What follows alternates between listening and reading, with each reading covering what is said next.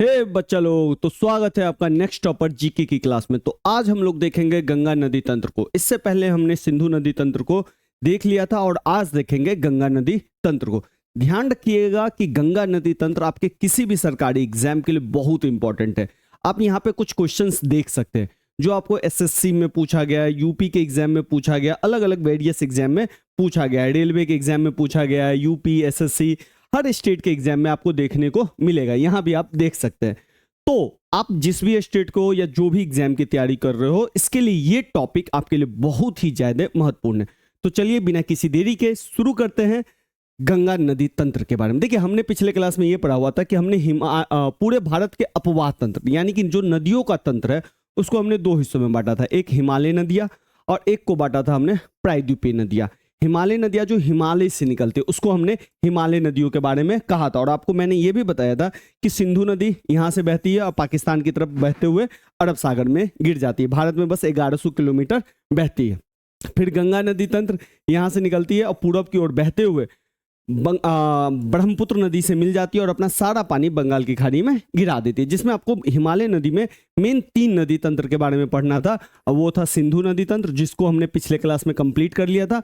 आज हम पढ़ रहे हैं गंगा नदी तंत्र और फिर अगले क्लास में हम लोग देख लेंगे ब्रह्मपुत्र नदी तंत्र को, जो कि बहुत ही इंपॉर्टेंट है।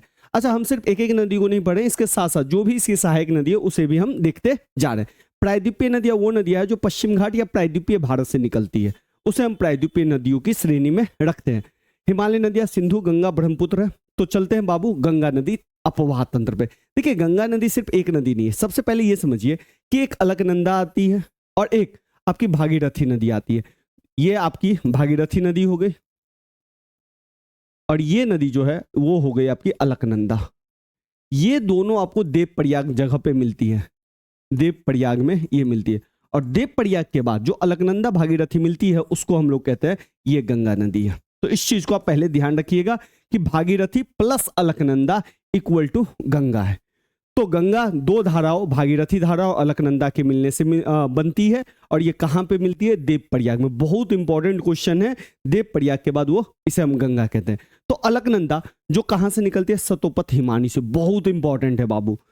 भागीरथी जो कि गंगोत्री हिमानी से निकलती है, वो मिलके क्या बनाती है? गंगा। कहाँ पे मिलके बनाती है? तो देवप्रयाग में ये गंगा बनाती है। अब ध्यान से देखिए, अब मैप में, यहाँ पे आपके पास मैप है। अब ध्यान से देखिए, यहाँ पे ये है गंगोत्री, यहाँ से आपकी निकलती है भागीरथी और यहाँ से आपकी निकलती है सतोपथी हिमानी से अलकनंदा। अलकनंदा और ये दोनों देवप्रयाग में मिलती है और ये यहाँ से बन जाती है गंगा नदी। अब यहाँ पे आपको मैप में ही दिख रहा होगा कि भागीरथी में नदी में कुछ नदियां आपस में मिल रही है, तो इन नदी को कहेंगे अलकनंदा में आपको कुछ नदियां देखने को मिल रही होगी। ये जो अलकनंदा नदी है इसमें कुछ नदियां मिलते हुए दिख रही होगी, तो इसको हम कहते हैं सहायक नदी, अलकनंदा की सहायक नदी। जैसे आपकी पिंडार नदी है या पिंडर नदी है, ये कर्णप्रयाग में मिलती है। मंदाकिनी नदी है जो रुद्रप्रयाग में मिलती है। धौली गंगा है जो विष्णुप्रयाग में मिलती है। यहाँ पे आपको दिख रहा होगा धौली गंगा जो विष्णुप्रयाग में मिलती है। नंदकिनी नंदप्रयाग में मिलती है। पिंडार गंगा कर्णप्रयाग में मिलती है। तो ये अलकनंदा की सहायक नदी है जहां से क्वेश्चन आता है। अब जैसे ही गंगा नदी बन जाता है तो गंगा है ना पूरब की ओर पश्चिम बंगाल तक बहती है। आप ध्यान से देखिएगा, ये आपका भारत का मैप है।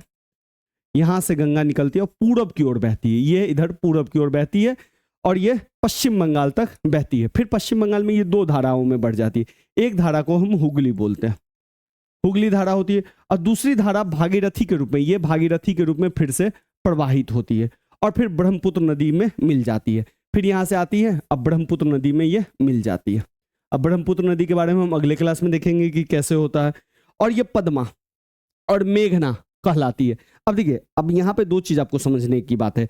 ये गंगा नदी आया, गंगा नदी जिसको हम भागीरथी भी बोलते हैं, लेकिन अभी के लिए समझ आइए कि भारत में इसका नाम है गंगा। यहां से मैं बाउंड्री बना रहा हूं, ये भारत है और ये बाउंड्री वाला बांग्लादेश है। तो गंगा जब बांग्लादेश में प्रवेश करती है तो इसका नाम हो जाता है पद्मा। इस चीज को ध्यान रखिएगा, ठीक है। इसी तरह इधर भारत हो गया, यहां से ब्रह्मपुत्र नदी आती है। ब्रह्मपुत्र नदी का कई नाम है, तो अभी समझ जाइए असम में इसको हम ब्रह्मपुत्र नदी के नाम से जानते हैं। और जैसे ही बांग्लादेश में प्रवेश करती है ब्रह्मपुत्र नदी तो इसका नाम हो जाता है मेघना। मेघना मेघना मेघना नहीं, मेघना नहीं कहते, मेघना मिलने के बाद कहते हैं। इसको बोलते हैं बांग्लादेश में जमुना नदी। तो पद्मा, जिसको पुराना नाम गंगा है, और जमुना जिसका नाम ब्रह्मपुत्र है, ये दोनों जब मिलती है तो इसको हम बोलते हैं मेघना। तो इस चीज को थोड़ा सा ध्यान रखिएगा, बहुत इंपॉर्टेंट है। तो बंगाल की खाड़ी में फिर ये दोनों पानी अपना बंगाल की खाड़ी में गिरा देती है। अगर देखा जाए गंगा की पूरी लंबाई ये करीब 2525 किलोमीटर, जो कि भारत में सबसे बड़ा नदी तंत्र है। ऐसे देखा जाए तो 2880 किलोमीटर के आसपास आपका सिंधु नदी तंत्र है, लेकिन सिंधु नदी तंत्र जो है भारत में ज्यादा नहीं बहता है, इसीलिए ध्यान रखिएगा। भारत की नदियों में सबसे बड़ा अपवाह जो है गंगा का है। 2008 में गंगा नदी को राष्ट्रीय नदी का भी दर्जा दे दिया गया था।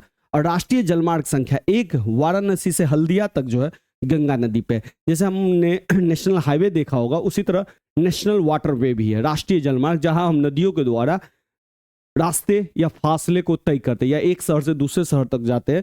वो राष्ट्रीय जलमार्ग संख्या 1 जो है वाराणसी से हल्दिया तक है, और वो किस नदी पे? गंगा नदी तंत्र में ही है, गंगा नदी पे ही है। तो चलिए अब थोड़ा गंगा नदी का बात देख लेते हैं। यहाँ पे देखिए देवप्रयाग है, तो यहाँ पे मान लीजिए आपका भागीरथी नदी और अलकनंदा नदी मिल चुकी है देवप्रयाग में, और यहाँ से ये गंगा बन गई। गंगा ध्यान से देखिए पूरब की ओर जा रही है, पूरब की ओर गई। यहाँ पे पश्चिम बंगाल में 2 धारा में बट गई, एक मान लेते हैं गंगा ही, और एक धारा ये जो देख रहे हैं नीची वाली धारा, इसको हम बोलेंगे हुगली धारा। अब ध्यान रखिएगा मैंने आपको पिछले क्लास में भी आपको बताया है कि जब भी आपको पूरब तट और दाहिना तट जानना होता है, सॉरी दाहिना और बायां तट जानना होता है, तो अपने आपको नदी के डायरेक्शन में डाल दीजिए कि नदी किधर की ओर जा रही है।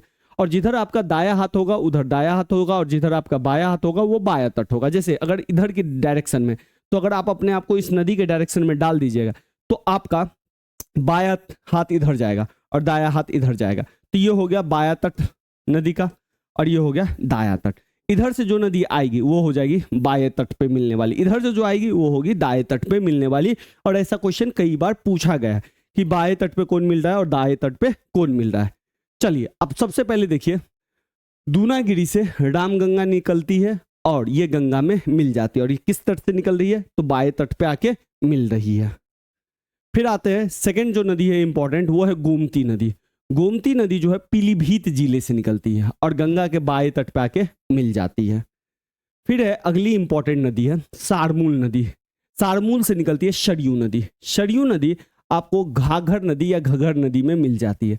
ये सरयू नदी यहीं पे है जहां पे आपके अयोध्या है, राम जी का निवास स्थान। तो बहुत इंपॉर्टेंट है सरयू नदी, यूपी के एग्जाम में बराबर पूछा जाता है। और घाघर नदी जो तिब्बत के पठार से निकलती है और उसमें सरयू नदी अपना पानी मिलाती है, और वो भी बाएं तट में गंगा में मिल जाती है। फिर अगली नदी है आपकी गंडक नदी। ये तिब्बत के धौलागीसी से निकलती है, धौलागीसी से गंडक निकलती है और फिर ये आराम से गंगा के बाएं तट पे मिल जाती है। फिर अगली नदी है सप्तकोसी, बहुत इंपॉर्टेंट नदी है। बिहार में तो इसके बारे में बहुत क्वेश्चन पूछा जाता है। नेपाल के हिमालय से निकलती है और इसे 7 धाराओं में बट के आती है, तो इसलिए कई जगह इसको सप्तकोसी बोलते हैं और कई जगह कोसी बोलते हैं, और ये गंगा नदी में मिल जाती है। इस नदी के बारे में इंपॉर्टेंट तथ्य ये याद रखिएगा कि ये बिहार का शोक है। क्या है? बिहार का शोक। कई बार एग्जाम में पूछा गया है, मल्टीपल, हाँ 100 बार आप इस क्वेश्चन को देखिएगा। तो बिहार का शोक किस नदी को कहा जाता है? कोसी को कहा जाता है।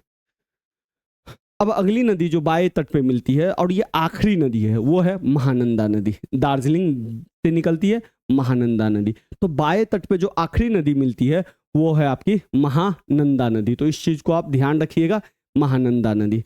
फिर दाहिने तट पे, इधर को हम दाया तट बोलते हैं, यमुना, गंगा की सबसे बड़ी नदी यमुना निकलती है और यमुना मिलती है। यमुना कहाँ से निकलती है? यमुनोत्री से। बहुत इंपॉर्टेंट है, बहुत ज्यादा इंपॉर्टेंट है। तो गंगा की सबसे बड़ी सहायक नदी है यमुना, जो यमुनोत्री से निकलती है। अब यमुना सबसे बड़ी सहायक नदी है तो यमुना की भी कुछ सहायक नदी होगी। जैसे यमुना की सबसे बड़ी सहायक नदियों में से बात करें तो एक चंबल है इंपॉर्टेंट सहायक, एक बेतवा है और एक केन है। अब ध्यान रखिएगा कि चंबल नदी महू से निकलती है, ये भी बहुत इंपॉर्टेंट क्वेश्चन है। बेतवा नदी विंध्य पर्वतमाला से निकलती है और केन नदी बिहार के कैमूर पर्वतमाला से निकलती है, जो कि विंध्य का ही एक पार्ट है। ध्यान रखिएगा यहीं पे केन बेतवा लिंक चल रहा है कि केन और बेतवा को जोड़ दिया जाए, तो ये भी थोड़ा सा आप ध्यान रखिएगा। तो केन बेतवा लिंक यहीं से चल रहा है। अब चलते हैं आगे। सोन नदी बहुत इंपॉर्टेंट नदी है जो भी आपको निकलती है और ये गंगा के दाएं तट पे मिल जाती है। फिर अगली नदी है दामोदर नदी, जो छोटा नागपुर पठार से निकलती है और ये हुगली नदी में आपको मिल जाती है। हुगली गंगा का ही रूप है। दामोदर नदी को ध्यान रखिएगा बंगाल का शोक कहा जाता है, बंगाल का शोक। सोन नदी ध्यान रखिएगा अमरकंटक से निकलती है, अमरकंटक से, और जो गंगा नदी में मिल जाती है। दामोदर नदी छोटा नागपुर पठार से निकलती है और फिर जाके हुगली में या गंगा में मिल जाती है। तो ये रहा आपका पूरा गंगा नदी का तंत्र, जिसको आप अच्छे से देख लीजिएगा, समझ लीजिएगा। अब आते हैं कुछ नदी के बारे में, विशेषता के बारे में। जैसे सोन नदी, सोन नदी का उद्गम है अमरकंटक की पहाड़ी। यहाँ की कुछ सहायक नदी है रिहंद, उत्तरी कोयना, कोयल, गोपद। ये मिल किस में जाती है? गंगा नदी में। कहाँ पे मिलती है? पटना के पास। अब ध्यान रखिएगा, आप जिस भी स्टेट का एग्जाम दे रहे हो उस स्टेट से जो नदी गुजर रही है उसकी सहायक नदी को भी आप याद रखेंगे। जैसे मान लीजिए कि आप बिहार का कोई एग्जाम दे रहे हैं, स्टेट एग्जाम दे रहे हैं, अब बिहार के, तो आपको कम से कम सोन नदी जो बिहार में बहती है उसकी सहायक नदी भी आपको थोड़ी याद रखनी ही पड़ेगी। इस बात को थोड़ा ध्यान रखिए। यमुना नदी यमुनोत्री हिमनद से निकलती है, बहुत इंपॉर्टेंट है। चंबल सिंध बेतवा के इंपॉर्टेंट नदी है, बहुत इंपॉर्टेंट है। गंगा नदी में मिल जाती है कहाँ? इलाहाबाद में। अब याद रखिएगा प्रयागराज में। गंगा की सबसे बड़ी नदी है यमुना। रामगंगा नदी गढ़वाल की पहाड़ी, दूनागिरी यानी कि उत्तराखंड से निकलती है। खोन और अड़ील इसकी इंपॉर्टेंट नदी है। गंगा में मिल जाती है शहर कन्नौज के निकट।